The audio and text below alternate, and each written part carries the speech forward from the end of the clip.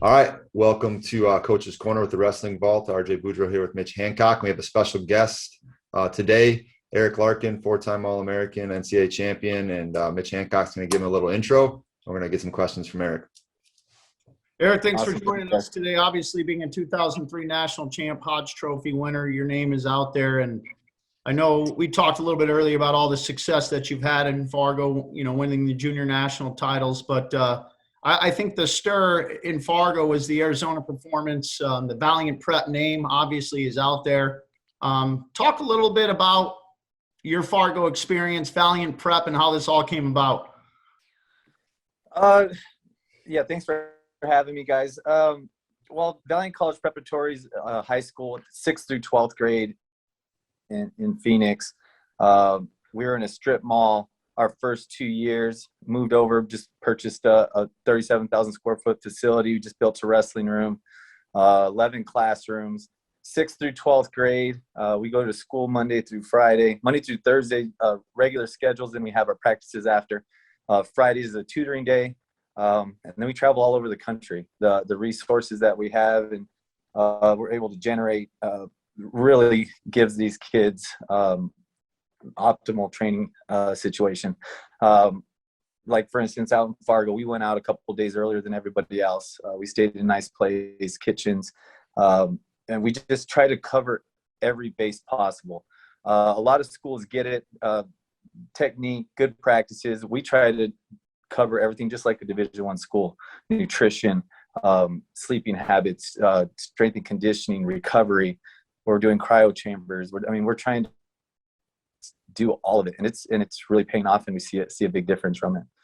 How many students at Valiant Prep now, and where did you guys start? How many students did you start with? First year we had 19, second 27. We're at 53 this past year. Now we're around 70. We just keep growing. I think after this performance we just had, we might even get a little bigger before school starts on August 9th. So yeah, it's been a lot of fun. This has been 5 years in the making. I started a couple years before we actually got the school year off the ground, but it was hard. It was a lot of work, and it finally feels like you kind of breathe and head above water. Yeah, it's been fun. Where did the idea come from, if you don't mind me asking? Well, I was coaching at Seton Catholic. I wanted to be part of the national preps. I sat down with them. They're a private school, Catholic Diocese private school here in the Valley. And I coached there for a few years. I went to them after we took second at state. We had numerous kids placing in Fargo, winning the NHSCA folk style nationals. We were doing a really good job, and they didn't want to go to the national preps. So they kind of shut me down, and they were moving us back to the smallest division because of the way that the AIA was aligned. And I did not want to do that. It just wasn't conducive for what we were trying to do. So my oldest boy was in 8th grade at the time, and I knew I needed to do something. That's why I started coaching at Seton Catholic, because I wanted to build a program for my 5 boys. I have 5 boys of my own. 6 with Benji Alanis. I took him in as an 8th grader, have guardianship over him, and now he's going to UNC. But yeah, I wanted something for them, and I just came up with it. Called my buddy, Eric Pollock, who's the principal of Valiant. And I'm like, hey, dude, do you think we could, how hard would it be to just start our own school? And he's like, well, I actually get school accredited. I didn't know he was doing that for like 5 years. He was helping all these schools get accredited. We sat down. About a year and a half, 2 years later, we started the school. Wow. Yeah. That's awesome. Coach, obviously, the name that sticks out is Kyler. Caden had a fantastic tournament as well, but Kyler obviously won OW, tech falling Mason Gibson, #1 wrestler in the semis. And just being there in person, watching the crowd surround that mat, talk a little bit about that performance and give us a little bit of insight why you don't corner him. So anyone who noticed, out there, notes that obviously he had some good coaches in his corner, but dad's off to the side. Talk a little bit about his performance out at the cadets or 16Us, that match in particular, and then your approach on being able to take a step aside and allow others to coach him. Yeah, so we just do stuff completely different. For instance, we hired a mindset coach, Mike, who's been phenomenal. We hired him probably 8 months ago, and he works with our kids on a weekly basis. One thing that we did is 3 weeks out from the Fargo tournament, we put a Christmas tree in our room. We played Christmas music. We made it a celebration. We made all the kids make ornaments with their goals on it. They hang them on there. So we had an Arizona training camp where everyone comes in and trains with us. There's 90 kids, and they're like, what are you guys doing? Like, we have Christmas music playing. It's just, we try to take the pressure off and we make everything a celebration. And Mindset Mike brought that to us, and I know it's outside the box, but I really liked it. So I really pushed for it, and we did it. He was out there in Fargo with us, met with the kids. We did this activity where they wrote down all their fears and stuff the night before, and they burned the papers. It was burn the boats, burn the ships, just like the Vikings did back in the day. We just a lot of symbolic things that we do, rates ourselves from everybody else.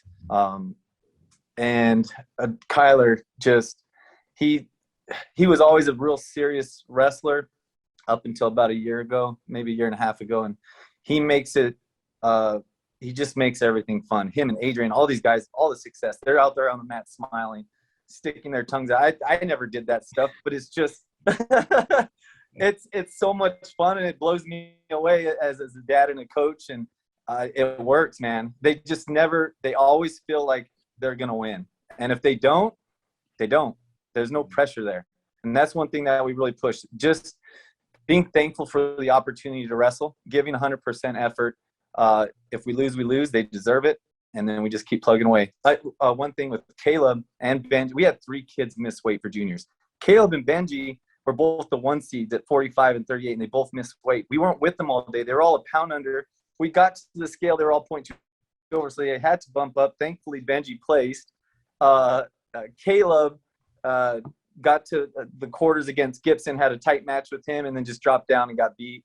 He ended up making 45s for Greco. And then Davion Wanawatha won the Greco at 113, had to go 120 for the freestyle, had won 3-4 matches. But I kind of said this, like, I believe in the wrestling gods, right? We paid with those juniors tournament for our cadet tournament to happen. We could have had a lot more special of a tournament with those guys making weight. But yeah, it happened. We had 10 All Americans, which is very, very good. Yeah, talk a little bit about, I think Angel was cornering some of the boys this weekend. This week? Am I correct when I say that? Yeah, Angel's the mastermind, man. He's our head coach. He puts it all together. We just follow.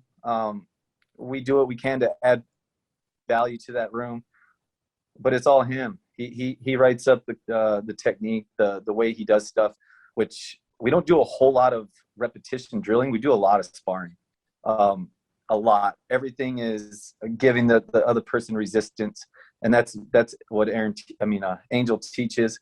There's a bunch of coaches in our room. We have Mike Douglas wrestled at ASU with me. We have Tracy Brown, who also wrestled at ASU. We have Corey Crooks that was in here quite a bit. Robbie Mathers, Henry Cejudo, Forrest Molinaro. We have I can go on and on. But it's just, we have a great group of people that want to help because they see what we're doing.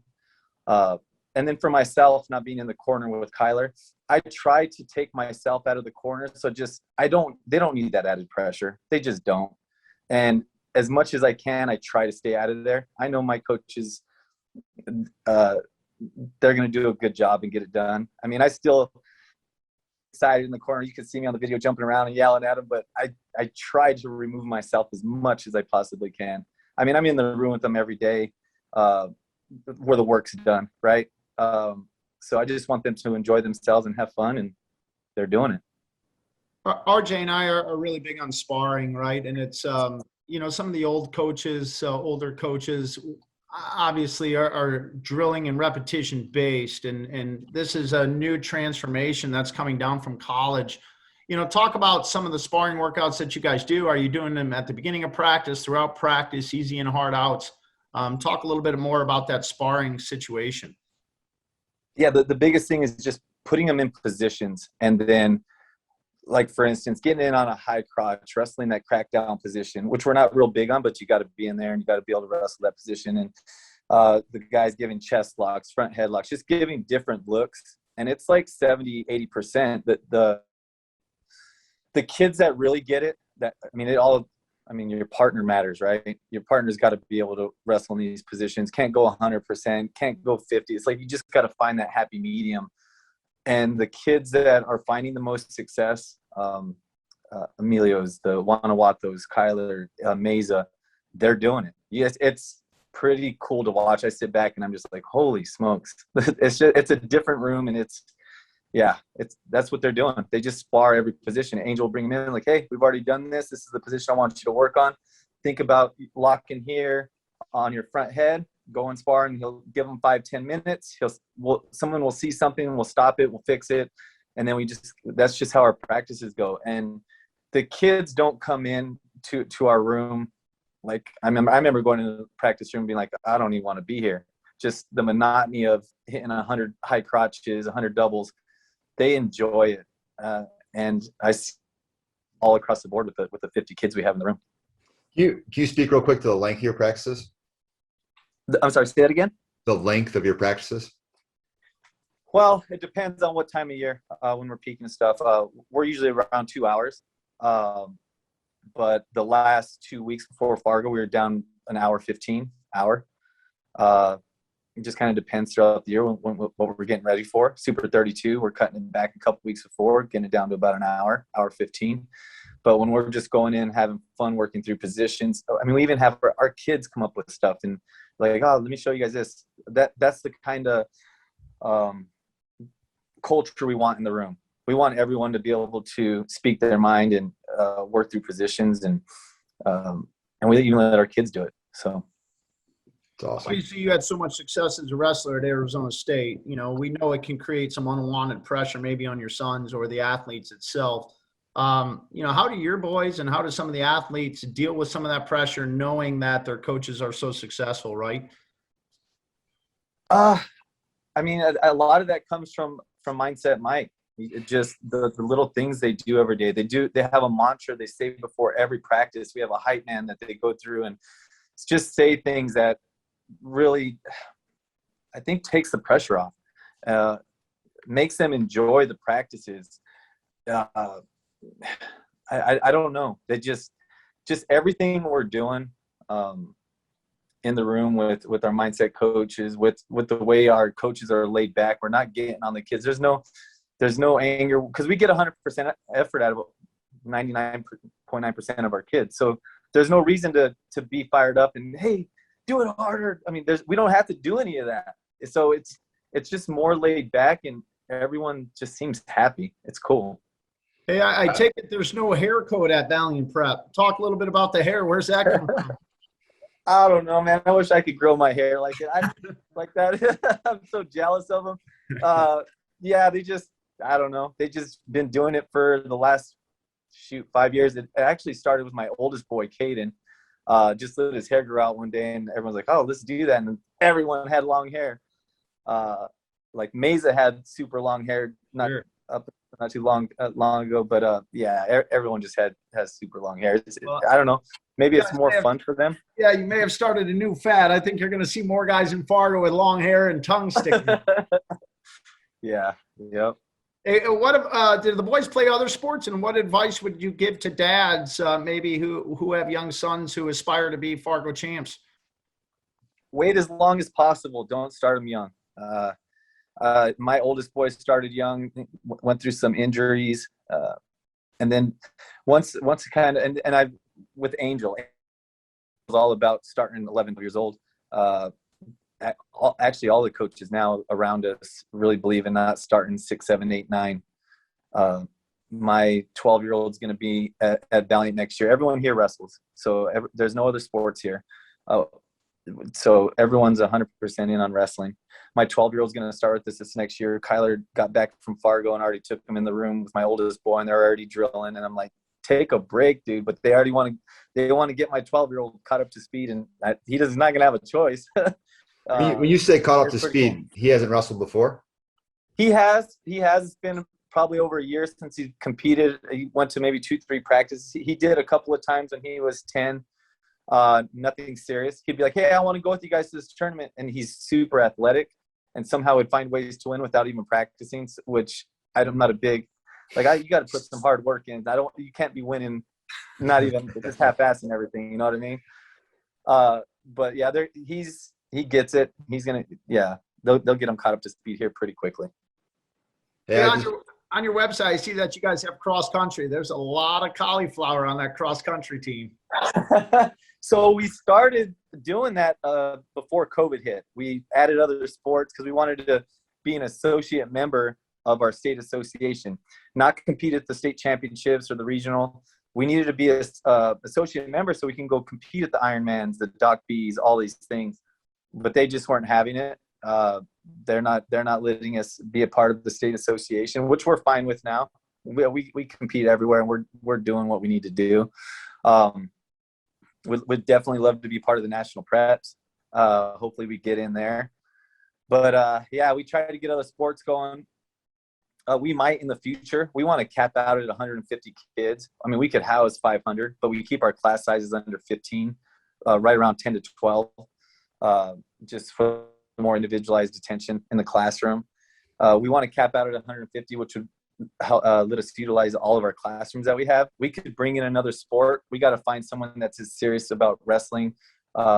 Maybe it's like a soccer coach that's as crazy as us. That way we can kind of just mesh them together. But I don't know. We'll see. Hey, Eric, I don't know if you know this. Mitch and I both work with Mindset Mike. What? Yeah, we love him. He's the best. That's awesome.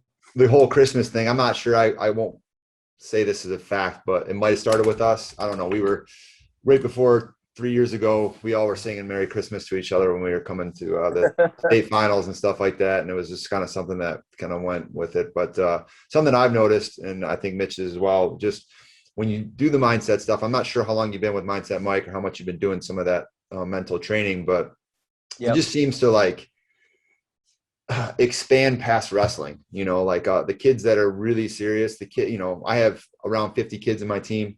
And, there's going to be 15, 20 kids that take it serious and the other guys don't. And you can see the difference in not only their wrestling, but just what they're doing outside of wrestling, with their academics, with the way they treat people. I don't know. That's just an observation that I make. I agree. And even for me too, I like to take part in some of the activities, and it changes me a little bit, and I didn't know if you could speak to that, but. Absolutely. I think it helps out in all aspects of life. I don't know if you watched my boys' interviews, Kyler and Adrian, just how they were saying they're thankful for the opportunity, grateful. I'm wearing this mindset winning thing. He has gratitude on the inside of it. So, I mean, I love it too. I do it too. I think it makes a difference when the coaches and the adults around the students buy in, because then they know that we all buy in and we got to take it serious. And just it helps out in all aspects. Definitely. Yeah, the Christmas thing, I know he's done it with other schools. It might have started with you, like you said. I know he did it with that lacrosse team that just won. They had Santa Claus, and that was pretty exciting. They did some big things, and I was like, let's do this. He brought it up. He's like, do you want to do it? I'm like, yeah, let's do it. So he came in. He was with us in Fargo. He sat. We did a bunch of activities out there, but he sat with the Santa Claus hat on, and the kids really buy in. They listen, and that's why it's working. Well, if there's coaches out there, we would recommend him as well, right? He's made the trip to our team state tournament every year since working with him. So if you're looking for a mindset coach out there, bring in Mike. He does a fantastic job, and it's pretty affordable too under a school budget. Well, Eric, I think that's it for me. RJ, got anything else for Eric? I mean, I just really appreciate you kind of getting on here and sharing some of that knowledge with us, and just crazy, unique situation you have going on, and we wish you the best of luck and everything you're doing. And I guess, what's your goal? Do you have an end goal in mind with Valiant Prep? Or, I mean, obviously not an end goal, but something, a mountaintop you're reaching for. I know it kind of sounds crazy, but I want to have 100% of my students go on to college and graduate with a degree. Obviously, putting them first, really putting their goals first will help us as a school. But that's what I always think of it. I know it's a team thing, but I always make it an individual thing in my head. I want to help all the kids out reach their goals. The goals that most coaches have of winning national titles and stuff like that, that's just going to be second. You know what I mean? If we get that kind of stuff, great. But I just want these kids to be successful in life. Awesome. Couldn't have said it better, Coach. Well, I guess we'll see you next. Where at? Super 32s? Yeah. Well, we were just talking this morning. We might go to there's the grappler, Michigan grappler. Yep. Yeah, we might hit that. I'm not sure yet. I think that's a couple weeks out before Super 32, just to get something in, and that's a tough tournament. So we might hit that, and then in the Super 32 for sure. Well, we might see you down there, Coach. Best of luck to you and Valiant Prep and your boys. But you guys were the story of Fargo, man. We can't thank you enough for getting up early and joining us.